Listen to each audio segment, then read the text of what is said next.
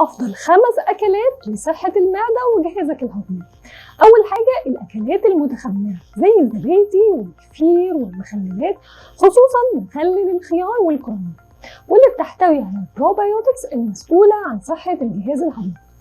تاني حاجة الموز، لأنه بيحتوي على ألياف الإنولين واللي بتساعد في نمو بكتيريا الميكروبيوم الجيدة. تالت حاجة الجنزبيل، لأنه بيحتوي على مادة الجنجرول اللي بتساعد في عملية الهضم وبتحسن من حركة الأمعاء، بتقلل من إحساس الغثيان وبتقلل كمان من الانتفاخ والغازات.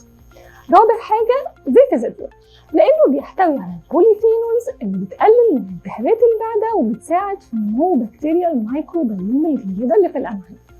خامس حاجة الكركم، واللي بيحتوي على الكركمين واللي بيعتبر مضاد للأكسدة ومضاد للالتهابات وبيساعد في نمو بكتيريا الميكروبيوم الجيدة زي البيفيدوبكتيريا واللاكتوباسيلاي، وبيقلل من نمو البكتيريا الضارة واللي منها بيكون مسؤول عن نمو السرطانات. ومش بس ال5 أكلات دول، لكن لو أكلنا دايما بيحتوي على الألياف من الخضروات والفاكهة هنحافظ على صحة الجهاز الهضمي.